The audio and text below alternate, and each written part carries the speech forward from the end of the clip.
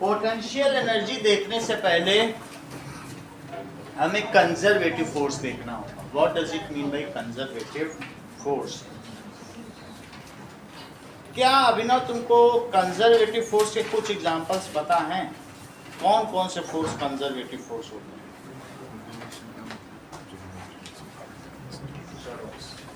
तो सबसे पहले हम लोग देखते हैं कंजर्वेटिव फोर्स क्या होते हैं।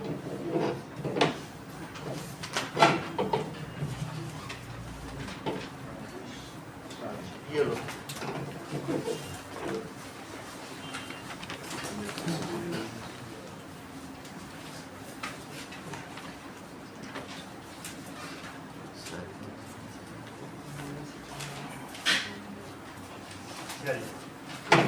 कंजर्वेटिव फोर्स, इसको बाद में देखेंगे, पहले देखते हैं conservative force. If work is done against a force and your work, जो हमारा वर्क है, is get conserved in it in form of potential energy, then such force is called conservative.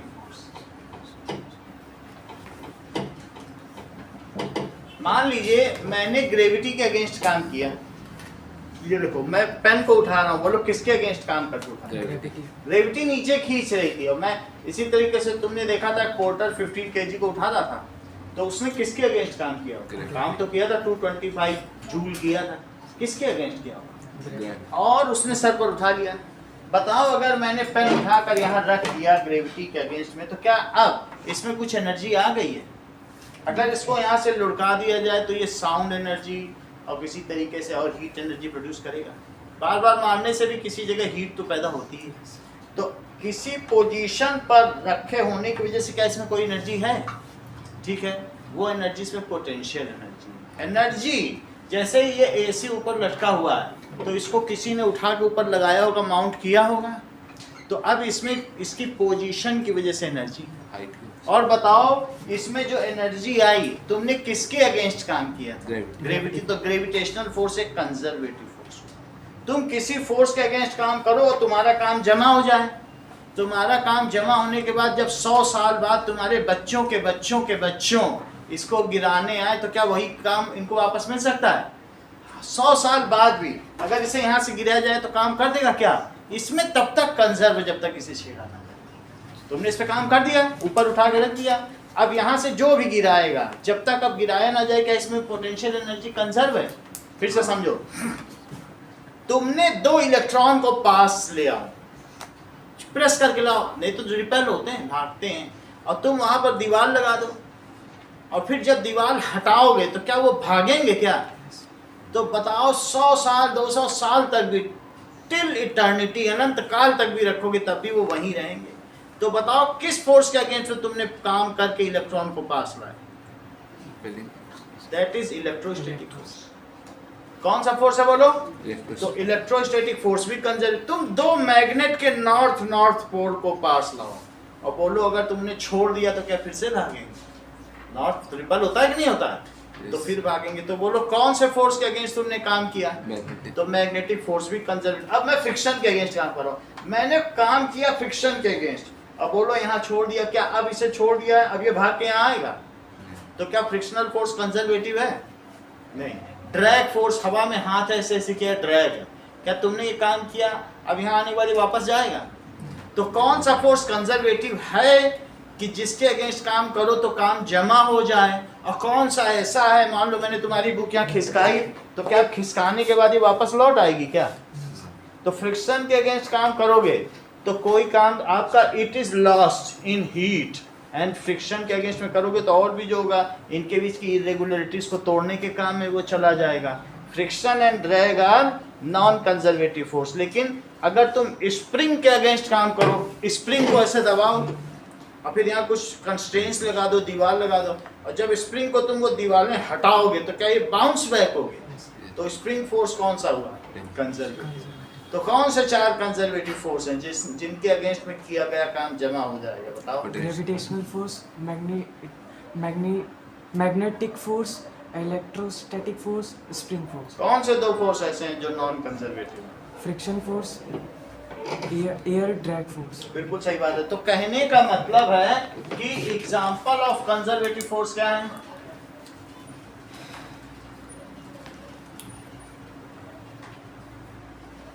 Gravitational force, magnetic force, spring force, और चौथा कौन सा है? Electrostatic force. And the example of non conservative force, friction और drag.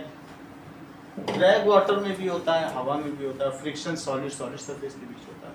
चलो अब हम देखते हैं कि अगर पोटेंशियल एनर्जी क्या होती है। अब हम अगली बारी पे आते हैं, पोटेंशियल एनर्जी।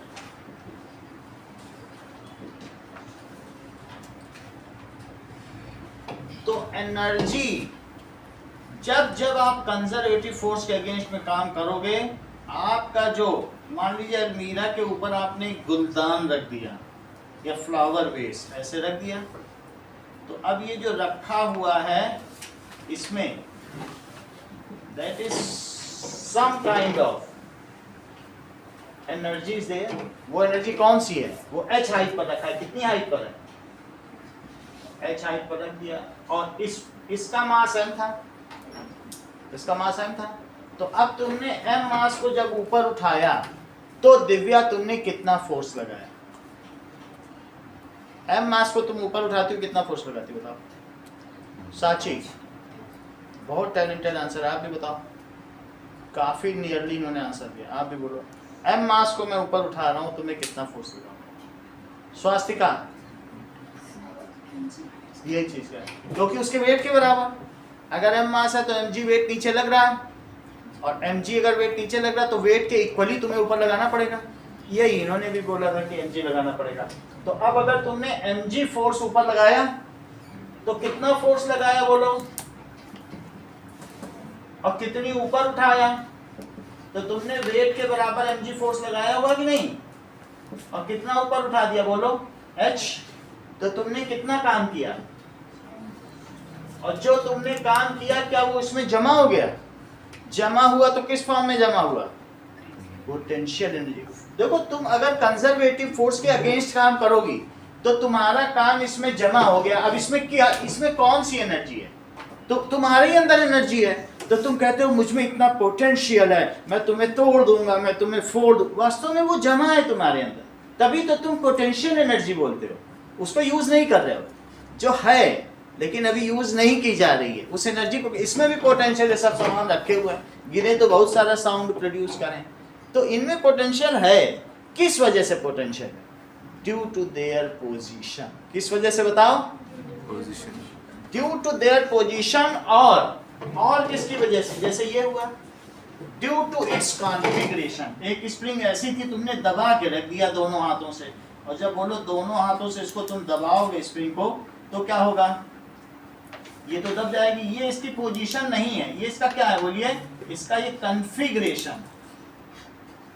तो इसको आपने कंप्रेस कर दिया।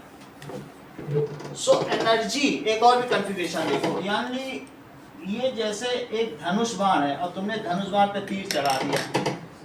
तो ड्यू टू देयर पोजीशन और इट्स कॉन्फ़िगरेशन, ये सारे फिगर तुम्हारी बुक में बने हुए हैं। तो चाहे देख लो धनुष बाण का देख लो, चाहे स्प्रिंग का देख लो, तो ऐसा ये भी हो सकता है। Energy contained by a body due to its position और इट्स कॉन्फ़िगरेशन, इसकी संरचना के कारण या तो इसकी स्थिति के कारण जो उसमें ऊर्जा निहित होती है उसको उसकी स्थितिज ऊर्जा कहते हैं। That is called its potential energy. Potential energy तभी होगी रोहित जब तुम कंजर्वेटिव फोर्स के अगेंस्ट काम करोगे।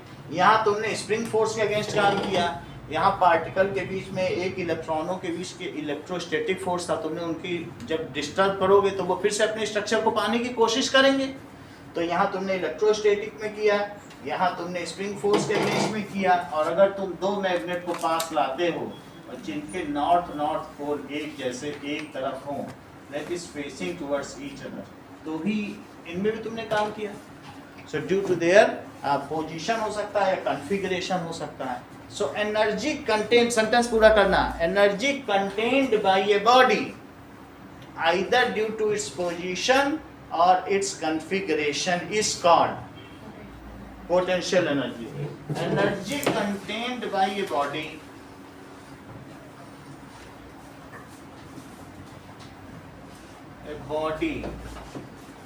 either due to its position or configuration is called potential energy.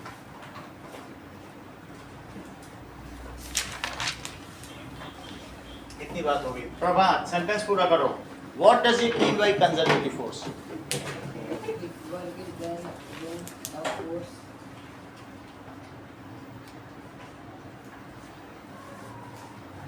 Priyanshu, if the work is done against the port and your work is conserved in the form of potential energy, that type of energy is called conservative. That type of force is called conservative force. चार conservative force के नाम बताओ और दो non conservative. Conservative के conservative पहले non conservative drag और friction, और conservative electrostatic force, magnetic electrostatic magnetic gravitational force, और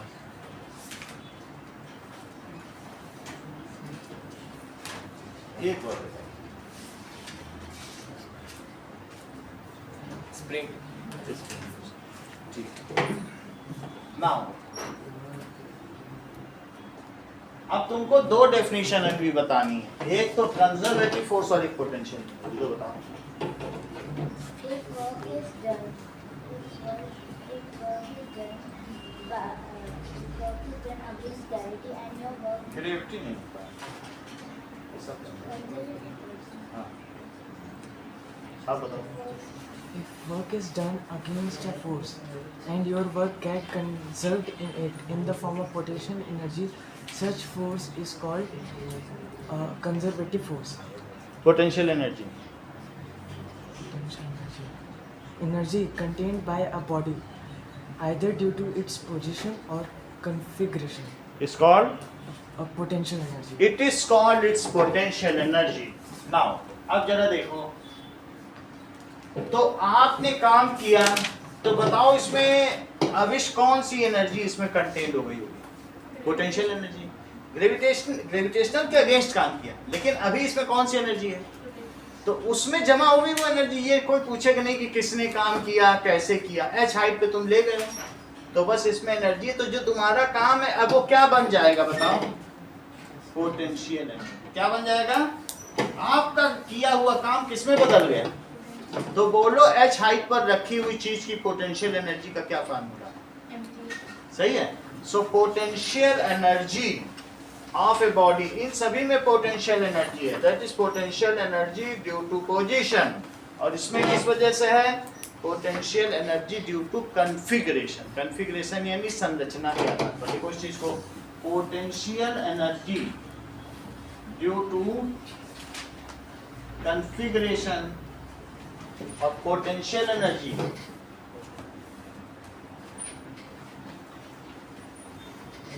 due to position। इतनी बात हो गई। So what is the potential energy of object at A height H, जरा वहां देख लो तुमने क्या काम किया, बोलो। Work is force into displacement, और फोर्स कितना लगाया होगा, वेट के ही तो अगेंस्ट लगाया होगा, mg। एक सवाल पहले भी किया था तो mg पोर्टर ने भी तो लगाया था, और एच हाइट तक उठाया था कि नहीं उठाया था, तो जो उसने काम किया होगा वही क्या बन जाएगी उसकी potential energy. So potential energy of an object of m kg mass at height h, it is equals to mgh। अब जरा देखो, इसी पर एक क्वेश्चन दिया हुआ है तुम्हारी बुक में, फिगर 10.7 देखो। 10.7 में आपने क्या देखा, m मास को कहाँ उठाया जा रहा है, h हाइट पर, तो बोलो उसी के ठीक नीचे देखो उसकी पोटेंशियल एनर्जी यानी ईपी क्या हो गई, बताइए। ईपी की क्या वैल्यू दी है, mgh, सही है। अच्छा एक बात बताओ, अगर तुम्हें इसे यहाँ रखना है जमीन से, तो तुम इसको ऐसे उठा के यहाँ भी रख सकते हो, और तुम अब ऐसा भी कर सकते हो कि इसी पेन को हिला हिला के 5-6 बार हिलाओ और अब रखो, बताओ अब ज्यादा इसमें एनर्जी है कि पहले, सेम है। यानी ये जो if work is done against a conservative force then it does not depend on the path, क्या वो पाथ पे डिपेंड करेगा, it only depends on initial point and end point. Conservative force की क्या पहचान है, सिर्फ कहां से कहां तक ले जाया गया उस पर डिपेंड करेगा, कैसे ले जाया गया। तुमसे अभी मैं कहूँ इस खोपड़ी का कंजर्वेटिव फोर्स पता कर लो, तो तुम इसका मास पता करके तुम्हें पता कर लोगे, और हाइट से तुमको इससे ज्यादा लेना देना नहीं कब ले गए थे, अच्छा डेट बताओ, और घुमा के ले गए थे कि चला के ले गए थे, बताओ जरा, वो सब कुछ नहीं, बस उतनी ऊंचाई पे है, इसका mgh पता करो, सही कि नहीं।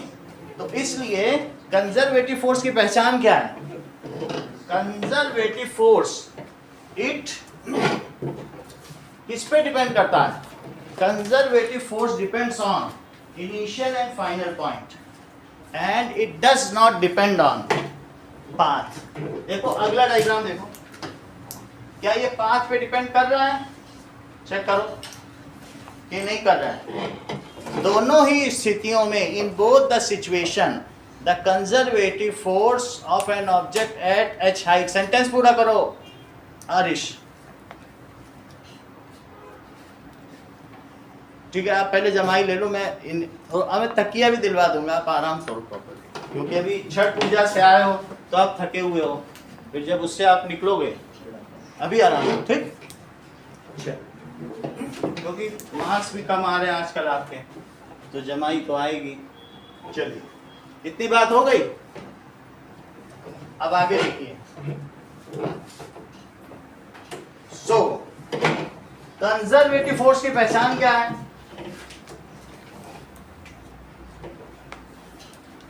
कंजर्वेटिव फोर्स के फीचर्स देखिए। एक फीचर बताएं आरिश, 2 बताए गए, एक बताइए कम से कम, 10 मिनट से बता रहा हूं, ठीक है। कंजर्वेटिव फोर्स लिखिए,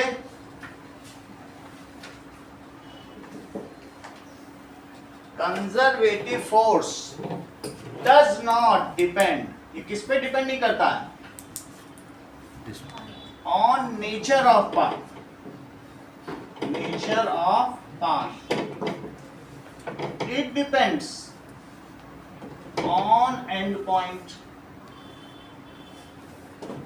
जैसे अगर तुम यहां से यहां पर, और एक है यहां से ऐसे ले जाओ पार्टिकल को, और एक है ऐसे ले जाओ, तो एक A पाथ है, एक B पाथ है और एक C पाथ है, in all the cases work done will be equal.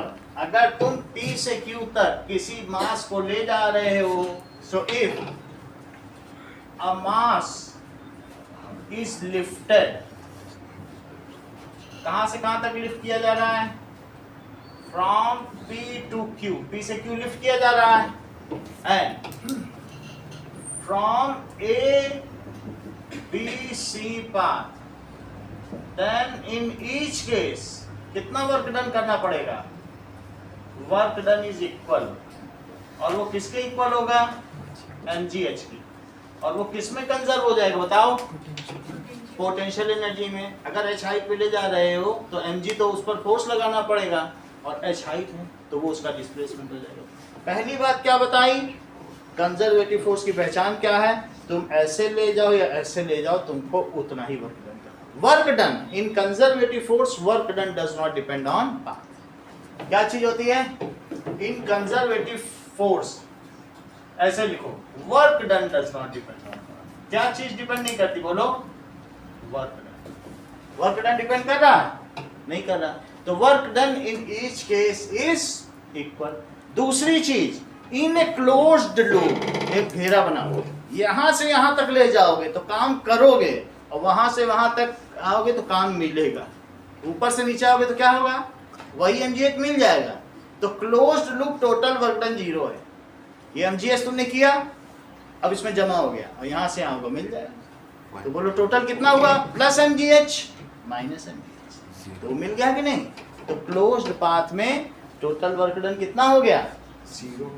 चलो फिर भी आप अभी इतना ही रखो, क्योंकि आपके बुक में एक ही फीचर है। तो इन क्लोज्ड पाथ, बोलो conservative force does not depend on path. Path पे डिपेंड करता है?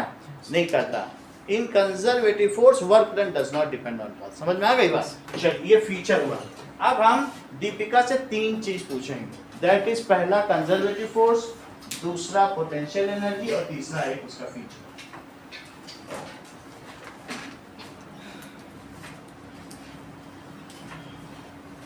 कंजर्वेटिव फोर्स डिफाइन करो, जो आता है वो तो डिफाइन करो, उधर मत देखो। Energy contained by a body तो अभी फिर से पढ़ो, आ रहा है तुम्हारे पास। चलो conservative force. that work is done against a force and if work is done against a force and it's kept contained by an object in form of potential energy, that it is called conservative force. अच्छी बात है। Potential energy, Energy contained by an object either due to its potential energy or configuration. ऐसी कोई बात नहीं। हाँ बताइए, potential energy.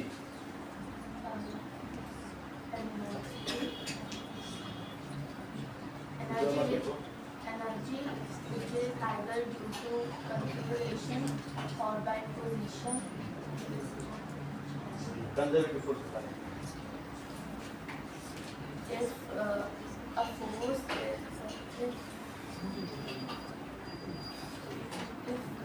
दो ही चीज बताओ अभी आप, कंजर्वेटिव फोर्स और पोटेंशियल, इन दोनों पे फोकस करो। हाँ if work is done against a force, and it is contained in the form of potential, in the form of potential energy, then it is called. Correct. हाँ दिव्या, दोनों सही हैं आपके। बताओ कंजर्वेटिव फोर्स, अब तीसरी प्रॉपर्टी आप करो जल्दी बताइए। अनवी, Work is done against a force and it gets conserved in it, and it gets conserved in the form of potential energy, then that force is called conservative force. now what is the feature of conservative force? The features of first, work done does not depend on the nature of path. बहुत अच्छी बात है। अब potential energy को depend करो, define करो। Potential energy contained by an object due to its position and configuration. Called its potential energy. Okay, Nikhil define करिए potential energy.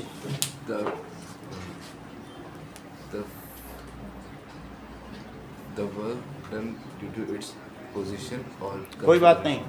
Potential energy Energy इधर मत हाँ मुझे। by a body either due to its position or configuration is called potential energy. Conservative force If work is done against a force and it get conserved and the work get conserved in the form of potential energy, then such a force is called conservative. Feature of conservative force In conservative force,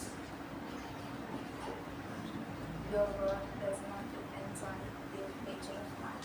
and it depends on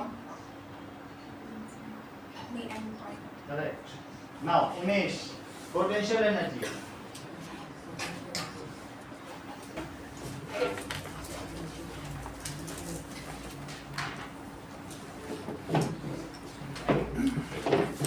आगे की बात करो तो तुमको ये पता चल गया, तुम्हारी बुक में देखो दिया गया है फिगर 10.8 देखो क्या दिखाया गया है, एक को सीधे एच हाइट पे ले जाया गया तो बताओ इसकी पोटेंशियल एनर्जी कितनी होगी, और एक को ऐसे ले जाया गया तो, और फिर ऐसे भी घुमा दिया, फिर ऐसे, जैसे मर्जी तैसे घुमा रहे हैं, तो इस स्थिति में इसकी पोटेंशियल एनर्जी कितनी होगी? क्या दोनों ही स्थितियों में प्रभाव सेम होगी कि इस वाले में ज्यादा होगी? कितनी होगी दोनों ही केस में? अगर ये हाइट एच है तो और मास एम है तो एम जी एच, तो दोनों ही केस में सेम हो जाएंगे। तो बात समझ में आ गई? अब एक क्वेश्चन देखो, एग्जांपल क्या दिया गया है, दैट इज एग्जांपल 10.5 देखिए। तो पहली लाइन उमेश नहीं बोल पाते हो, क्या दिक्कत है? कई दिनों से दिक्कत आ रही है, सही डॉक्टर से इलाज करवाओ। पहली लाइन, और इतने बड़े आर्मी स्कूल में पढ़ रहे हो, बहुत बड़ा स्कूल है वो तो। चलो example 10.5, find the energy possessed by object of mass 10 kg, और वो किस हाइट पे मूव कराया गया है? वो 6 मीटर हाइट में यहाँ पर है कोई मास, इतने पर 6 मीटर हाई है ग्राउंड से, और उसका मास कितना है? 10 kg। जी की वैल्यू कितनी है? 9.8 मीटर पर second square. Now Digvijay, EP का फार्मूला बताओ। mgh, अब ये सीधा फार्मूला यूज कर सकते हैं, इसमें कुछ ये नहीं कि वर्क डन से बनाओ, उन्होंने भी सीधा किया, हम भी सीधा यूज कर रहे हैं। वैल्यू फीड करो दिग्विजय।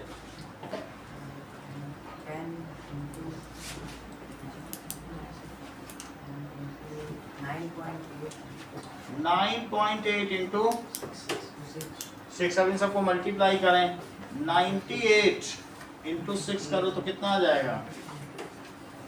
588 जूल। तो that is the potential energy contained by object is 588 joule.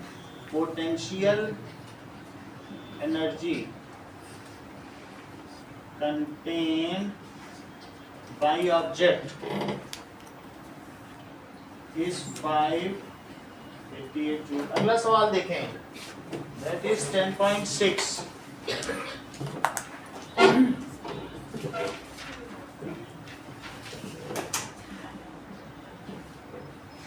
कहा गया है object of mass 12 kg at certain height.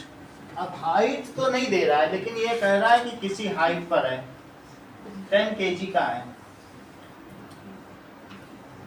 Height नहीं दी है, लेकिन इसकी ईपी दी है। ईपी कितनी दे दी? 480 जूल। और आपसे पूछा क्या जा रहा है? एच पूछा जा रहा है, जबकि जी भी दे रहा है।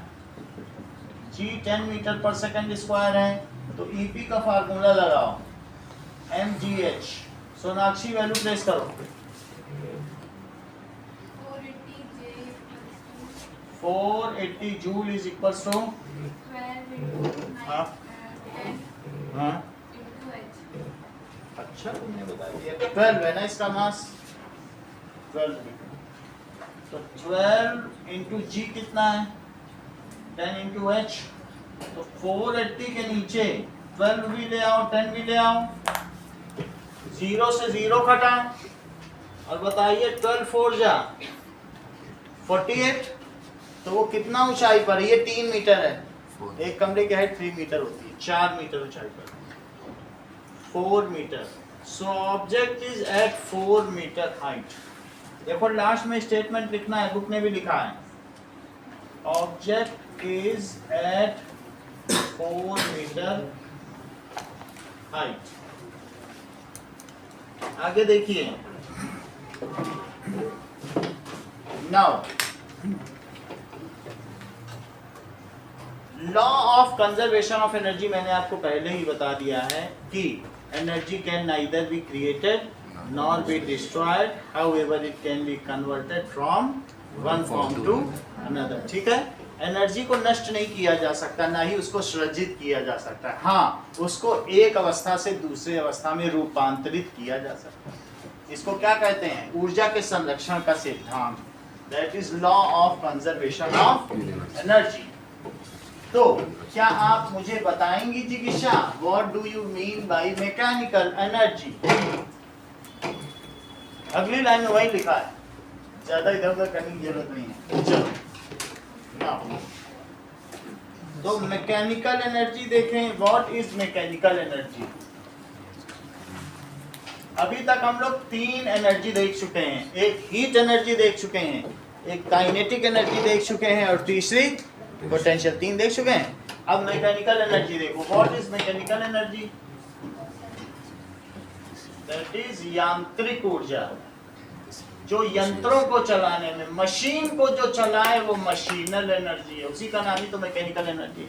मशीन से ही तो मैकेनिकल बना है। Sum of kinetic energy and potential energy is called mechanical energy. इन दोनों का सम ही है, सही है? क्या चीज बताइए? सम ऑफ काइनेटिक एनर्जी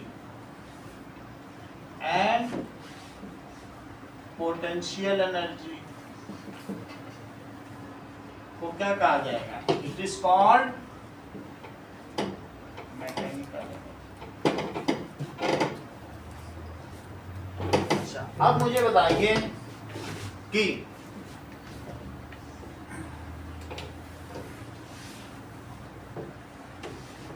एक ऑब्जेक्ट, ये तो मैंने मैकेनिकल एनर्जी बता दी कि मैकेनिकल एनर्जी होती क्या है। इसी से ही मशीन चलती है, that is E K plus E P. अच्छा, ई के कितना होता है? Half m v square. ई पी कितना होता है? और इसी को कहते हैं मैकेनिकल एनर्जी, ई एम। सही, मैकेनिकल एनर्जी। देखो ई के का फार्मूला 2 सवाल इसके कर लिए, 2 इसके कर लिए, हाफ एम वी स्क्वायर तो होती है। चलो अब देखिए, आपने किसी एक हाइट से इस बॉल को फेंक दिया, सिंपली ड्रॉप किया। कितनी हाइट से? h हाइट से। ये h हाइट। जब सबसे ऊपर था तब इसका u कितना था? 0। ऐसे छोड़ रहे हैं। अच्छा, जब सबसे ऊपर है तो क्या अविश आप मुझे बताएंगे कि इसका ek कितना है और ep कितना है? सबसे ऊपर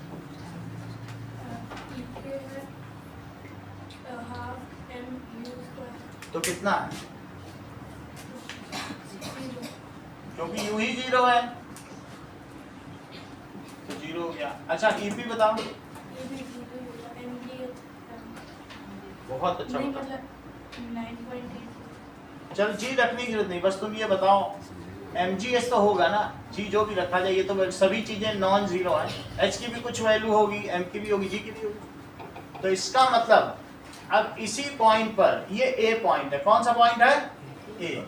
तो अब ए पॉइंट की टोटल एनर्जी बताओ, मैकेनिकल एनर्जी, ई के और प्लस ई पी। तो ई के तुमने कितना निकाला? ई पी कितना निकाला? तो बोलो ए पॉइंट की टोटल एनर्जी कितनी हो गई? mgh हो गई। अच्छा, अब सबसे नीचे आ गया, ये ग्राउंड पे आ गया गिर के, यही बॉल नीचे तक आ गई गिरते गिरते। अच्छा, जब फ्री फॉल होती है और यू से गिराओ तो क्या इसको कुछ स्पीड मिल जाएगी? तो गिरने से जस्ट पहले तो वो स्पीड होगी, वो स्पीड निकालो। कैसे निकालोगे स्पीड? तो अब यहाँ पर इसकी स्पीड मान लो v है, हमें पता नहीं है कितनी है, लेकिन निकाली तो जा सकती है। V का क्या फार्मूला बताइए? ये पॉइंट P है, तो ये बताओ V square minus U square क्या होता है? 2s होता है। तो 2a ना लिखो, a की जगह g लिखो, फ्री फॉल तो है ही है, और s भी ना लिखो, s की जगह h लिखो, क्योंकि s और h तो एक ही चीजें होती हैं। तो 2as की जगह मैं क्या लिख रहा हूं? 2g। u कितना था बताइए? u तो 0 है ना, क्योंकि ऊपर से जब गिरा था तब उसकी क्या स्पीड थी? तो बताओ v स्क्वायर कितना आ गया? 2gh है। अब आपको दो चीजें मुझे यहाँ बतानी। एक तो जब ये जमीन को जस्ट टच करने वाला है तो उस समय उसका ईपी रोहित कितना है? ईपी का फार्मूला बताओ। एम जी और एच की वैल्यू रखो जरा इसमें। जब ये टच ही कर जाएगा तो उस समय एच कितना होगा? बिल्कुल छू जाए जमीन पर, छूने से जैसे तो 0 हुआ। तो बोलो उस समय क्या जमीन पे रखी हुई चीज की क्या कोई पोटेंशियल एनर्जी होती है? कुछ नहीं होती। जमीन पे रखेगी, जमीन पे इतनी ऊंचाई पे हो तो जमीन पे रखी होती है क्या? 0 हो गई कि नहीं हो गई? ई के की वैल्यू बताओ। Half v square. v की वैल्यू रखो जरा यहाँ से। m तो रख दिया, v रखो आप v स्क्वायर की 2gh। अच्छा 2 से 2 कट गया क्या? तो आगे क्या आ गया बताइए? That comes as m। देखो इसी को कर लिया। तो जो था v स्क्वायर की जगह रख दिया। अब तुम मुझे बताओ b पर इसकी टोटल एनर्जी कितनी है? e के प्लस ep, सही है। e के कितनी है काइनेटिक एनर्जी? mgh। और ep कितनी है? आप बताइए, पता नहीं। ep 0 आ गई। तो tb पर कितना आ गई एनर्जी बताओ? mgh। तो क्या जितनी वहां थी उतनी यही यहां भी है? इसको कहते हैं law of conservation of mechanical energy during free fall of object. When object is purely under conservative force, कोई ड्रैग ना हो, हवा ना चल रही हो, कोई फ्रिक्शन ना हो, तो उसकी एनर्जी कभी लॉस होती ही नहीं है। ऐसे तो तुम बॉल जमीन में खिसकाओगे, फ्रिक्शन में होगी तो रुक जाएगी, उसकी काइनेटिक एनर्जी सारी हीट में कन्वर्ट हो जाएगी। लेकिन ऐसे बॉल ऊपर नीचे, कभी तुम साइंस महल गए हो जहाँ पे साइंस फेयर लगते हो, वहाँ बॉल देखते हो लगातार चलती ही रहती है। क्यों चलती रहती है? वो it is purely under conservative force, वहाँ कोई फ्रिक्शन होता ही नहीं है। वो एक बार चला देते हैं, जब वो बिल्डिंग बनती है जो ऐसे विज्ञान भवन में, वो चलती ही रहती है। बोलो बात समझ में आ गई? तो if object is purely under conservative force then its total mechanical energy is conserve. यहाँ हो या यहाँ हो, हर जगह यहाँ पर भी होगी तो वही रहेगी। तो अपर में भी देख ली वो भी mgh है, और लोअर में देख ली तो भी वही mgh है। एक बार आरिश आप रिपीट करो, फिर उसको देख के मौजूद करेंगे। बोलो what is law of conservation of mechanical energy? यांत्रिक ऊर्जा के संरक्षण का क्या सिद्धांत है? बोलो मौजूद। ये है मैकेनिकल एनर्जी, इस पर कोई लॉ है? देखो मैकेनिकल एनर्जी का लॉ है, if object is purely under conservative, friction ना हुआ, प्योरली अंडर किसमें हो, then its total mechanical energy is constant. उसी पेज के लास्ट लाइन में तुम्हारी बुक में लिखा है, कहीं तुम्हें दिखा? ये कांस्टेंट होती है। ये क्या होती है बताओ? कांस्टेंट हो जाती है। दैट ये वर्ड पढ़ो ना तो पता चलेगा। 10.7 है इक्वेशन, दिखा? Yes. अब इस चीज को हम लोग लिख लें। What is law of conservation of mechanical energy? जरा चेक करें। लॉ ऑफ फ्रिक्शन आ गया तब तो धीरे धीरे उसकी खत्म हो जाएगी, फिर बाद में नीचे ऊपर होते होते टप्पा खा खा के वो नीचे ही गिर जाएगी। Law of conservation of mechanical energy, देखिए इस चीज को। If object is purely. Sir हाँ बोलिए सर के इसी का थोड़ा सा कम कर सकते हैं? बोलिए। ठंडी लग रही है सर, ठंडी लग रही है। अच्छा टेम्परेचर बढ़ा दें, बता दिया करो। चलो, purely under conservative force, then total mechanical energy प्रभाव, mechanical energy of object at all the points कैसी होगी? इस कांस्टेंट। मेरा कहने का क्या मतलब है बोलो? ईपी, ईके प्लस ईपी क्या होगी? It is constant. फिर देखो हाफ एम वी स्क्वायर और प्लस एम जी एच, वो कैसी होगी? कांस्टेंट। बोलो, बात समझ आ गई? इसको फिर से समझो। एट ए पे समझो और कहां पे समझो?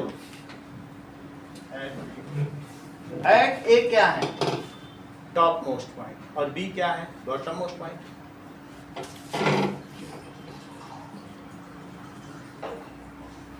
Eight top most point you कितना है? 0। तो ये मुझे बताओ कि ई के कितना हो जाएगा? Half m u square. तो हाफ एम 0 स्क्वायर। ई पी बताओ कितना होगा? तो दैट इज इक्वल टू, इतनी बात हो गई। और ई ए क्या होगा? E K plus E P, 0 plus m g h, तो कितना हो गया? बोलो, इतनी बात रोहित तुमको समझ में आई? यही चीज कराई है। हाईएस्ट पॉइंट पे यू 0 रख दिया, और ये देखो पी वही है, तो दोनों की वैल्यू डाल दी। अब मैं बात करता हूँ ईबी पे। ईबी है बॉटम मोस्ट पॉइंट। कौन सा पॉइंट है?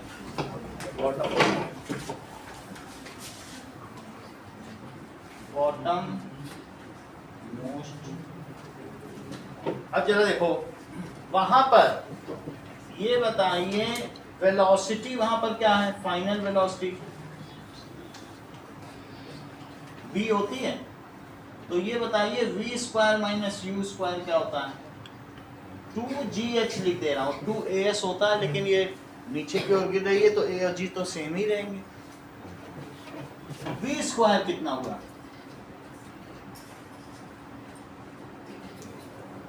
2gh। यहां तक प्रियांशु ठीक है? अब बताओ ई के कैसे निकालें? Half m v square, half v square की वैल्यू यहां से रखो 2gh। 2 से 2 कट गया, तो आंसर क्या आया? mgh। और ये बताओ इसके अलावा ईपी कितना है? mgh। लेकिन h कितना है निखिल? 0। सबसे लोअर पॉइंट पर क्या h कुछ होगा? तो ऐसी स्थिति में ये बताइए ईबी कितना हो जाएगा? ईके प्लस, जबकि ईके कितना है? mgh आ गया, और ये 0, तो दैट इज इक्वल्स टू क्या हो गया? फिर लास्ट में आप क्या लिखोगे कि as EA is equals to EB, this confirms the law of conservation of mechanical energy। ये यांत्रिक ऊर्जा के संरक्षण सिद्धांत को पुष्ट करता है। बोलो, बात समझ आ गई? दिस वेरीफाइज, ये क्या करता है? वेरीफाई करना है। इस चीज को लिखें। सो as EA is equals to EB, as EA is equals to EB, this proves, ये किसको प्रूव कर रहा है? The law of conservation of mechanical energy. Sanjana सिर्फ तुमको दो डेफिनेशन बतानी है, एक तो मैकेनिकल एनर्जी और एक law of conservation of energy.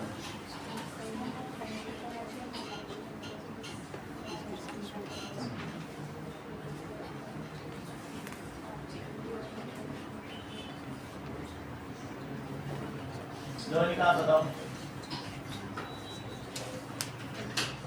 Mechanical energy.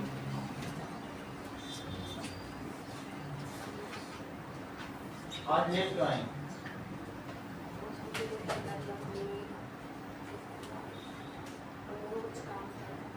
अक्सर आप ये तो रिलैक्सेस करती हैं, ये लेट हो जा रहे हैं। हाँ, मैकेनिकल एनर्जी कोई बात नहीं, आप बताओ।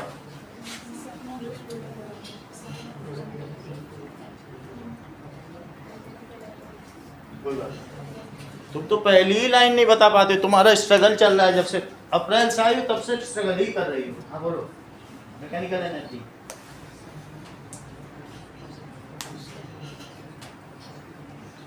And kinetic law of conservation of mechanical energy.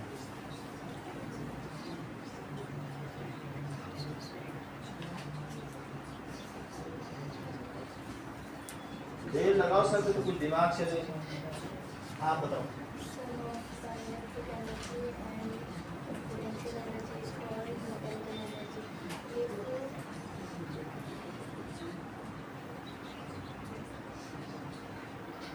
हाँ बोलो Digvijay.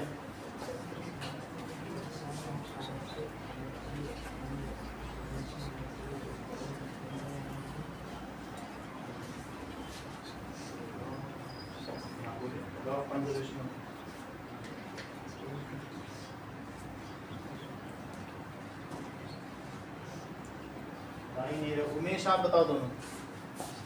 The sum of kinetic energy and potential energy is mechanical force is the वो पूछ रहे हैं।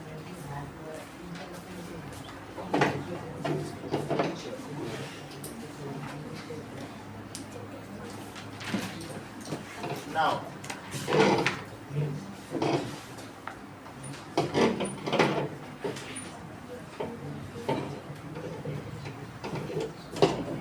चलिए